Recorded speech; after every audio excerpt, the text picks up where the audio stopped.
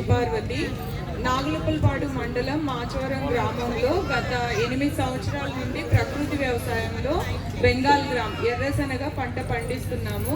అదేవిధంగా దేశవాళీ వరి రకాలలో 7 రకాలని కూడా పండిస్తున్నాం. నవారా బియ్యం, red rice, black rice, Mysore Mallika, కకోడి ఇలాంటి రకాలన్నింటినీ పండిస్తున్నాము.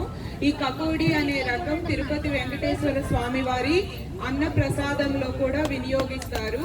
ఇలాంటి అద్భుతమైన రకాలన్నీ కూడా కేవలం ఆవు మూత్రము, ఆవు పేడతోనే మనం వ్యవసాయం చేస్తున్నాము. ఇప్పుడు మనం ఇక్కడికి వచ్చిన అతిథులందరికీ కూడా గిఫ్ట్గా ఇచ్చిన దానిలో ఒక బియ్యం ఉంది, ఎర్ర బియ్యము. దాని పేరు పుంగార్ రైస్. ఈ పుంగార్ రైస్ అనేది ప్రత్యేకంగా తమిళనాడు నేటివిటీ వెరైటీ. దీన్ని ఉమెన్స్ రైస్ అని కూడా అంటారు.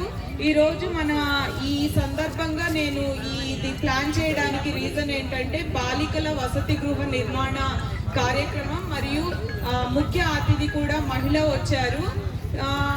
అదే సందర్భంలో మహిళల ఆరోగ్యం డైలమాలో ఉంది, బాలికల ఆరోగ్యం కూడా.